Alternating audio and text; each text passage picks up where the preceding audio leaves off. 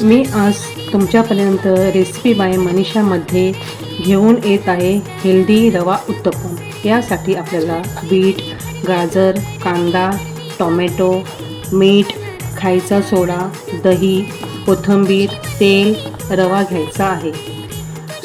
दहीमध्ये पाणी घालून छान घुसवून घ्या। त्यामध्ये रवा टाकून छान बॅटर तयार करा आणि 20 मिनिटे तसेच ठेवा। नंतर त्यामध्ये कांदा, टोमॅटो, गाजर, बीट, कोथिंबीर, मीठ, सोडा घाला। नंतर पॅन गरम करून त्याला ब्रशने तेल लावून छान उत्तपम तयार करा आणि थोड्या वेळाने त्यावर काळी मिरी पावडर घाला। उत्तपम छान दोन्ही बाजूने झाकण ठेवून शेकून घ्या।